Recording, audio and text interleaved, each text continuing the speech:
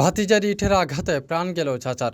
এমন মর্মান্তিক ঘটনা ঘটেছে মিরসরাইয়ে। পারিবারিক জায়গা জমি সংক্রান্ত বিরোধের জেরে মুহূর্তের উত্তেজনা চিরতরে থামিয়ে দিল এক জীবনের স্পন্দন, রেখে গেল স্বজনের বুক ভরা শোক আর বিস্ময়।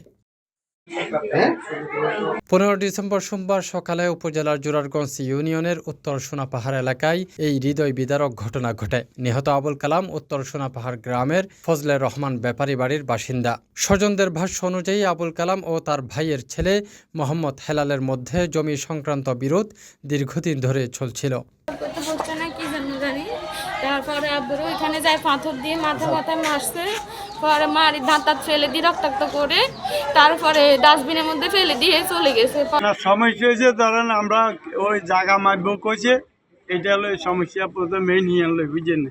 এরপরে আমি তো আসছিলাম সমাজ যেদি করতে তোমার চাচারা বাড়িতে চাচা মারামারিতে গেলাম দেখি যে বাড়ির অবস্থা খারাপ। প্রত্যক্ষদর্শীরা জানান, সোমবার সকালে জমি সংক্রান্ত বিষয় নিয়ে চাচা ভাতিজার মধ্যে তর্কাতর্কি শুরু হয়। এক পর্যায়ে বাকবিতণ্ডা চরমে পৌঁছালে ভাতিজা হেলাল ক্ষিপ্ত হয়ে ইট দিয়ে চাচা আব্দুল কালামের মাথায় আঘাত করে।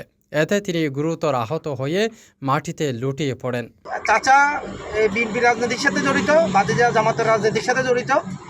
রাজনৈতিক কোনো বিষয় নিয়ে হয়তো বা কোনো কিছু নিয়ে এখানে হয়তো এই রাস্তার মাথায় নাকি চাচাকে ধরে ইট দিয়া মুখে উপর্যপুরি আঘাত করছে।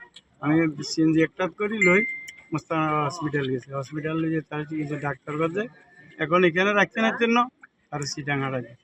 তারপর আমরা সিটাং অ্যাম্বুলেন্স একটা লই সিটাঙ্গা রাখছি। এখন চিটাং নিয়ে গেছে, ভর্তি করেছে, মারা গেছে। ঘটনার পর থেকেই অভিযুক্ত ভাতিজা হেলাল পলাতক রয়েছে।